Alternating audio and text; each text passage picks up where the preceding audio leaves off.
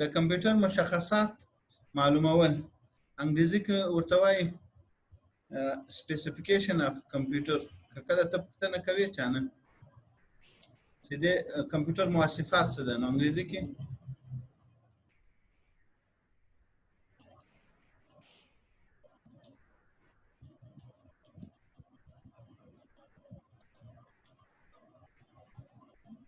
یو کمپیوټر مواصفات.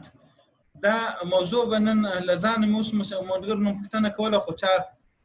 دلچسپي وانه خسته چې پوښتنه یې ونه کړله. نو زه مخکې ځم د کمپیوټر کله تاسو غواړئ چې کمپیوټر مشخصات معلوم کړئ په څه ترتیب سره یې معلوموئ. دا خو ورډ پروګرام ده، دې متعلق موږ تاسو درسونه وویل. نو نن داسې یو لنډ غوندې درس ده. نو اول چې تاسو کله یو کمپیوټر مواصفات معلوموئ، نو هغې لپاره به تاسو راشئ مای کمپیوټر باندې به رایټ کلیک کړئ. دا مای کمپیوټر ده، دې باندې به د ښی طرف کلیک ووهئ. نو چې کلیک هم کړل د دې پراپرټیز ته به ولاړ شئ. اوس به تاسو د ما د کمپیوټر اندازه هم ولګېږي. یو خو دا د انټل دا د کور آی 3 ده، که دلته تاسو ته ښکارېږي دغه ځای کې کور آی 3 لیکلی ده، نو دا آی 3 کمپیوټر ده. نن سبا په آی 3 کمپیوټرونه چې راځي، ښه کمپیوټرونه آی 3 وي، آی 5 وي، آی 7 وي. ځینې خلک پوښتنه وکړي چې آی 6 راته شته کمپیوټر یا آی 4 شته. نه، آی 4 کمپیوټر نه راځي، دا په طاق عددونو کې راځي. مخکې پنټیم 4 او پنټیم مختلف زاړه ماډل وي، اوس آی سیریز راځي او دې ته آی 3 آی 5 آی 7 دا درې ماډل چلیږي. نو دا اوس آی 3 ده. بیا په هر یو کې جنریشن چلیږي. جنریشن مطلب دا د نوې ماډل، فرضاً فرست جنریشن اولنۍ جنریشن دوی ورته وایي. اول جنریشن دا، بیا دوم د دریم د بظاهر د موږ تاسو ذهن ته دا راځي چې کوم اول جنریشن وي نو هغه کمپیوټر به اوچت ښه کمپیوټر وي. نه، بلکې دې کې سرچپه ده چې څومره جنریشن کې وروستی وي هغه ښي. لکه نن سبا مارکیټ کې کوم کمپیوټرونه نوي خرڅېږي هغه لسم جنریشن دی. نو په لنډ تعبیر سره د آی 3 لس جنریشن راغلی دی، له یو نه واخله تر لسو پورې.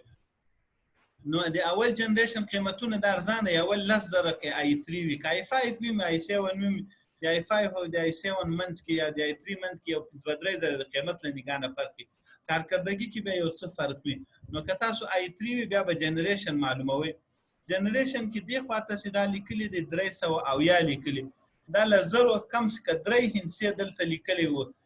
نو دا پوه شئ دا فرست جنریشن د اولنۍ جنریشن ده. او که دلته فرضاً لیکلي وو دغه ده د 4 عدده وو، اولنۍ عدد 2 وو، لکه دلته لیکلي دا 2370 لیکل شوي وو، نو دا 2 مطلب دا ده چې دوم جنریشن ده. او که د اول عدد 3 ولو، لکه 3770، دا نور مابعد عدد ته اعتبار نشته، تر ټولو نه مهم دا ابتدایي عدد ده. نو اوس که تاسو نه زه پوښتنه وکړم دا کمپیوټر د ما کمپیوټر چې دا کوم جنریشن ده، نو د جنریشن له مخې دا فرست اولنۍ جنریشن ده. دلته د عددونه یې له 0 نه کم دي، لکه 270 لیکل شوي دي، 370 لیکل شوي دي. نو دا که د دې په ځای باندې 370 لکه دې اخر کې یو بل صفر وای، نو دا به بیا تھرډ جنریشن ولو. دا د پروسیسر هغه جنریشن، دا جنریشن اپډیټ کیږي چې نوې ایڈوانس ماډل او ټیکنالوژي راځي، دا د پروسیسر له مخې راځي. دا آی 3 چې دا تعبیر دی بیان د پروسیسر کوي. نو دلته چې کوم پروسیسر چې دا آی 3 ده، په آی 3 کې بیا دا فرست جنریشن ده. او ما تاسو ته وویل که چېرته زه دلته کالکولیټر به راولم، ما کمپیوټر غالبا کالکولیټر هم کله کله لیونی شي کار نه کوي، دې څه وجه ده. نو دلته اوس ګورئ د کالکولیټر کې تاسو ګورئ که د آی 3 نه وروسته دلته فرضاً کله داسې لیکلي 2500 داسې لیکلي، لکه دا سر کې 2200، دا 2000 دلالت په سیکنډ جنریشن کوي، دوم جنریشن دی. او که چېرته د دې په ځای باندې دغه لیکل شوي وو 3 داسې شی لیکلي، دا په دریم جنریشن ده. او که دې په ځای باندې فرضاً تاسو دغه لیکلي وو 9450 داسې شی لیکلي، دا نهم جنریشن ده. نو په دې ځای کې چې تاسو ته د عددونه کوم ښکاره کېږي، د دې عدد له مخې تاسو جنریشن پېژندای شئ. نو تر ټولو نه جنریشن چې اوچت دی، قیمت هم ورسره اوچت دی، لپټاپ قیمت هم ورسره اوچت دی. نو نن هم تاسو یو دا وګورئ چې تاسو کمپیوټرونه کوم جنریشن دي، او ما ته به یې داسې چل کوئ دا تاسو کورنۍ وظیفه ده او د خپل کمپیوټر مواصفات پر راولېږئ چې i3 ده او نور خو د ډیل یا ایچ پی یا سونی هغه خو په باډۍ باندې بهر نه لیکلی دی، هغه پیژندو ته دونه ضرورت نه وي. نو دلته دا اوس نه هم جنریشن شلو، بس دا مې کالکولیټر بند کړ. ما کمپیوټر فرضاً 370 ده، نو اول جنریشن د i3 ده. نو تاسو به ما ته ولیکئ چې تاسو کمپیوټر i5 ده i3 ده، او که دې نه کته ماډل هغې ته کور ټو ډو یا ډول کور ورته ویل کېږي، نو هغه به م راته ولیکي، هغې ته بیا کور ټو ډو یا ډول کور دلته لیکلي دغه شی نه وي. نو بل دا چې دا به راته ولیکي چې کوم جنریشن ده. اینه وروسته دا پروسیسر ده، د کمپیوټر د پروسیسر سرعت ته ښیي. دا 2.4 ګیګا هارټز ده. دا پوینټ چې راشي دا د دې خوا 2 په 2000 دلالت کوي، 2400 ده، 40 ده، 2.40 ده غالبا. نو دا 2400 په 2400 باندې دلالت کوي. نو د دې د پروسیسر سپیډ چې ده 2400 ده. تر 2400 نه زیات نه راځي، یو نیم پکې 2600 یا 2.8 راشي، 2800 راشي، نور زیات نه راځي. او په کم لا راځي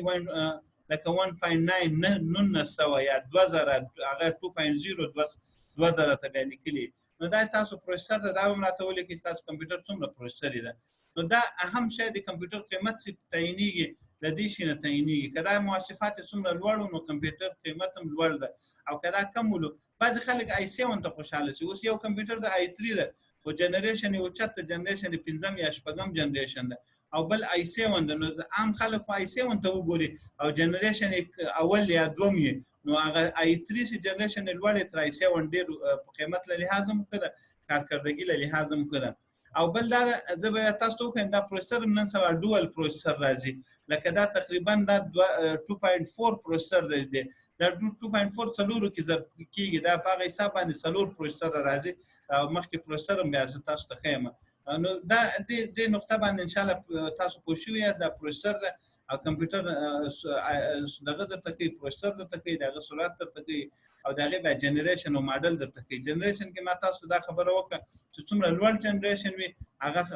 قیمتي کمپیوټر وي. بیا دلته ریم ده. دا ریم چې ده د دې کمپیوټر 4 جی بي ریم ده. نن سبا اقلا کم از کم 4 جی بي باید وي، نو دې کې 8 جی بي هم راتلی شي، 14 جی بي هم راتلی شي. خو که ریم زیات وي او دلته جنریشن کم وي، ریم اسانه زیاتېږي. ریم خو یو پرزه غوندې ده، هغه پرزه 4 جی بي په ځای 8 جی بي ورته ولګوي، یو نیم زر روپۍ فرق به راشي.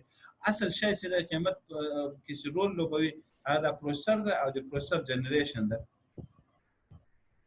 بیا یو خبره دلته دا سیستم ټایپ ده. سیستم ټایپ د وینډو ته ویل کېږي. موږ چې کله کمپیوټر ته وینډو انسټالوو نو 64 بیټ وینډو، 32 بیټ د یو بله چلیږي، هغه 32 بیټه ده، دا 4 بیټ وینډو چلیږي. د دې منځ کې بنیادي داسې فرق نه ده، خو ځینې سافټویر داسې 4 کې کار کوي او ځینې بیا داسې 32 کمزوري سافټویر وي. نو هغه نن سبا عام څه استعمالېږي، 4 بیټ استعمالېږي. او بل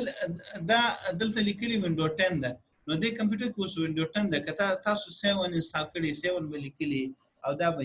دلته اخر کې یو بله مهمه خبره که وینډو از اکټیویټډ. کله کله وینډو اکټیویټ نه وي، نو بیا هغه دلته لیکلي چې دا وینډو به په یوه میاشت کې یا په 20 ورځو کې یا 25 ورځو کې به دا کار پرېږدي، او دا به دغه چې تاسو باید اکټیویټ کړئ، اپډیټ کړئ. نو کله چې وینډو اکټیویټ شوي، اکټیویټ لپاره یو خو دا ده چې کمپنۍ طرف نه وینډو اکټیویټ راغلی، نو هغه د یو کمپیوټر ته فرضاً زه وینډو اخلم، کم از کم نن سبا قیمت د یو وینډو چلیږي 6000 یعنې 10,000 روپو پورې د وینډو قیمت چلیږي. او دلته موږ تاسو چېرته کمپیوټر نشو اخیستلی، نو وینډو به د چا پلار واخلي. دا څومره وینډو چې دي دا غیر قانوني دي.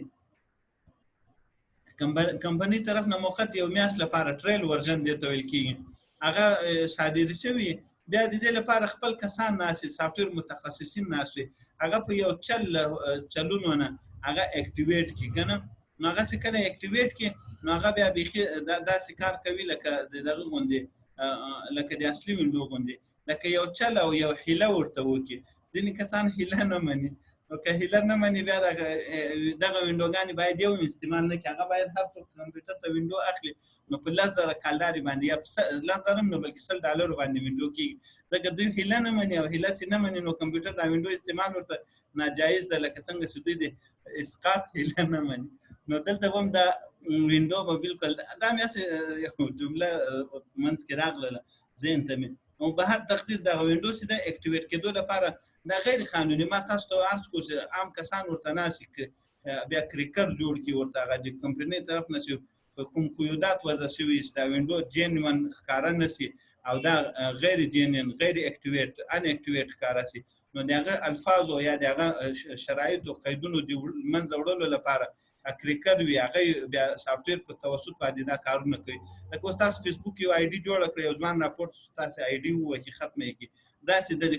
مایکروسافټ کمپنۍ چې کوم قیودات وضع کړي هغه له دې نه ختم کی کسان یو حیله او یو چل ورته جوړ کی هغه مسله حل کی به هر تقدیر ان شاء الله دې باندې پوښیو دا ډیر مهم د اکثر کسان د سره نابلد او معلومات نه لري نو دا دلته دام خبره ختمه شو تاسو ته دا معلومه شو چې ما وینډو اکټیویټ ده اوس به تاسو ټول سره تشویش پیدا سي اول خپل کمپیوټرونه وګورئ چې اکټیویټ ده کنه اکټیویټ نه ولا نو بیا پښتني کوي چې دا څنګه اکټیویټ کی کنه او پاتې شو بیا او دا پروسیسر او نور مواصفات هغه تاسو دا سیده ډیسکټاپ سیده دا اکثر کمپیوټر نیم ده کله چې وینډو انسټالیږي وینډو په جریان کې دوه نمونه غواړي هغه ستاسو نمونه ورکړي هغه دلته ښکاریږي او دا اختیاري غونډې ده نو دلته یو بل خبره ده کله موږ کمپیوټر ته پروګرامونه انسټالوو دلته د ډیوایس منیجر ته ځو دلته تاسو دا کلیک کړئ دی باندې نو دلته چې کوم هارډویر تاسو سره کمپیوټر کې هارډویر دا مطلب چې هغه شی چې وجود ولري یو سافټویر وي سافټویر هغه غیر محسوس شی وي او هارډویر هغه چې محسوس بالبصر او په سترګو ته ښکاره کیږي دلته موجود ولري کنه نو هغه هارډویر چې د کمپیوټر کې دا ټول د کمپیوټر هارډویر دی هغه کمپیوټر کې دا پرزجات لګیدلې دي او هر یو خپل پروګرام ولده نو دغه پروګرام انسټالیشن لپاره جدا پروګرامونه دي چې هغه انسټال شي بیا د پرزه فعال کیږي او کار پرې دي کار باندې پیل کوي نو دلته ټول دی لکه اوس فرض دلته لیکلي کیبورډ ما کمپیوټر ته یو خپل کیبورډ لګیدل یو بهرانه کیبورډ ورته لګولای نو دا هغه کیبورډ ده کنه ایمیجینګ ډیوایس کیمرا درته کوي چې د کیمرا شته یو اس بي 2.0 کیمرا وای دي کې لګیدلې ده دا مواصفات درته کوي آی ډي ای دا دغه د هارد ډیسک درته کوي د کې 60 هارد ډیسک لګیدلې ایچ ای کنټرولر ده داسې ډي وی ډي روم مخکې درته کوي فرضاً دلته نور مختلف قسم شیان دا هارد ډیسک درته کوي سامسنګ دغه د هارد ډرایو د هغه درته کوي بلوتوث بره لیکلي دي نو ټول کمپیوټر کې څومره پرزجات هغه لګیدلي بیا په دې کې یو مهمه خبره ده چې د ټولو ته دا پروګرامونه د دې پرزم موجوده ده هارډویر موجود ده سافټویر انسټال شوی دا زیړه نقطه چې ورته لګیدلې ده او یې د دې ته سوالیه نښه لګیدلې ده دې مطلب دا سافټویر نه دی انسټال شوی دا اوس اس ام اس شی ده چې کارت ورته لګیږي ما ورته ضرورت نشته نو زم نه انسټالوم او دلته دا اناون ورته لیکلي زم پوهېږم نه کېدای شي چې پرزه به خو ما چې ضرورت ولې بیا سړی پوهېږي دا پلانې پرزه کار نه کوي نو دلته دغه ده دې انسټالیشن لپاره خپل مختلف قوي پروګرامونه اگر چې نن خو درس موضوع لیکو درس ولا ما دومره اراده نه وته چې دا مستقل درسونه دي ان شاء الله هغه کې بیا تفصیل سره دا وای نو کچېرته موږ له نت د کمپیوټر کوس نت موجود دي او دا پرزه ز انسټالول غواړم ما ورته ضرورت دي یا فرض دې په ځای باندې دا پرینټر وي تاسو سره سافټویر د پرینټر نه او ته غواړې دا پرینټر انسټال کړې دلته پرینټر نوم راغلی او یا بل داسې پرزه وي هغه کمپیوټر ته لکه کله کله ساوند نه انسټال کمپیوټر اوس خو دا ساوند انسټال ده ما کمپیوټر اوس دا اوس کله تاسو وګورئ دا ساوند انسټال ده یا وی جی نه انسټال مختلف شیان چې نه انسټال هغه دلته بیا زیړه نه ورته لګیدلې هغه موږ بیا اپډیټ کو د سافټویر د خپل ډرایور سی ډي نه د سی ډي تاسو سره یا کمپیوټر کې سافټویر خو دلته بیا اپډیټ کې هغه څنګه به انسټال کې دلته په دې باندې رائټ کلیک کوئ اوس کله نه کله یو خبره دام د سافټویر تاسو ته یو ستونزه جوړه کړې ده کمپیوټر کې کله کله دوه سافټویر هارډویر منځ کې تصادم غونډې راشي کډواړه فعال وي خامخا یو به کار نه کوي یو څه مشکل جوړي نو ډیسیبل دا مطلب دا پرزه غیر فعاله ده هغه کمپیوټر کې پرته خو غیر فعال فعالیت نه کوي تر سره کوي ان انسټال دا کله کله اوس فرض یو پروګرام انسټال کې ماوس کار پرې بل شي او کار پرې نو هغه پروګرام به بیرته دلته راشي ان انسټال وکړي لکه موږ موبایل کې ایمو انسټال کوو یا پرسته د ایمو مشکلات زیات وي ایمو ان انسټال کو یا ریموو کو نو دلته هغه سافټویر ختمولو لپاره د دې نه استفاده کوو اوس موږ غواړو دا سافټویر انسټال کو اپډیټ کو اپډیټ مطلب دا د پیشرفت ورته ورکړه دا انسټال کړي چې کوم نو ګوره دلته که تاسو سره نیټ وي تر ټولو بهتر طریقه دا ده تاسو سرچ اتوماتیکلی فار اپډیټ نو دا به نیټ سره دا به وهي او نیټ نه به اتومات به دا سافټویر به سرچینګ روان کی او کم از کم یو 15 دقیقې 10 دقیقې وخت به واخلي دا سافټویر په اتومات شکل سره د دې هارډویر لپاره انسټال شي، د کوم هارډویر لپاره چې فرض موږ غوښتنه ترې کړې ده هغه به انسټال شي. او که تاسو سره دا سافټویر یا په کمپیوټر کې وي یا سی ډي روم کې د سره بیا بروز مای کمپیوټر فار ډرایو سافټویر دا به تاسو وهي. دلته به موقعیت ورته تعین کړئ چې هغه کوم موقعیت کې هغه فایل پروت ده، فرضاً دغه کې پروت ده، دا مای کمپیوټر ده ډاکومنټ کې پروت ده کنه، ډاکومنټ نه لاندې سی ډي ای سی ډي روم کې پروت ده، چیرته چې فایل موجود وي نو تاسو هغه موقعیت او دا به اوکې کړئ. نو هغه فایل به تاسو کله اوکې کړئ هغې نه به انسټالیشن په اتومات شکل سره انسټال شي. نو دا یو او بل لیک لیټ می فک فار لیست دلته د کمپیوټر خپل لیست درکې د لیست نه بیا هغه سافټویر ته انتخاب کې ورته لکه اوس ډسپلی اډاپټر اوس غواړم ډسپلی اډاپټر نه د انسټال کړ. ډسپلی اډاپټر د وی جی ته ویل کېږي، څوک ورته ګرافیک کارت وایي. نو د هغې انسټالیشن لپاره دلته نیکسټ کوو. نیکسټ سره دلته مختلف قسم ډسپلی اډاپټر راشي، هغې کې بیا ماهر کس وي هغې ته نوم معلوم وي، د نوم له انتخاب نه وروسته یا هغه ډسپلی اډاپټر انسټالولای شي. په هر تقدیر دا مې کینسل کړو تاسو لپاره بالفعل چون چې نوي کسان اپډیټ ډرایور به وهي کوم سافټویر غیر فعال او کار نه کول انسټال شوی نو بیا به دا سرچ اتوماتیکلی فار اپډیټ ډرایور دا تاسو وهي نه نیټ نه ګوره دلته سرچ آنلاین فار سافټویر نو آنلاین دا سافټویر انسټالیشن خپل الته سرچ شروع شي. دا به زه کینسل کوم وخت اخلي کله 15 دقیقې 10 دقیقې وخت اخلي او سینټ هم تیز یو کې تاسو د سینټ ولوسي هغه خپل یو دغه کمزوري شی تاسو ته نشوي ډاونلوډ کولای نو بیا هغه بیا ګټه نه کوي دا سافټویر په ډیر وخت کې نه انسټالي. دا زه کینسل کوم اوس بیا دا کله کله د شي یو نه چې کینسل کیږي به هر تقدیر دا به زه لاندې پټ کوم کله کله چې نه مني نو بیا هغه داسې دلته دا کېږي چې موږ تاسو خپل کار شروع کړو. یو منټ دا رښتیا کار هم نشو کولی تر څو چې دا له منځه نه یې وړم.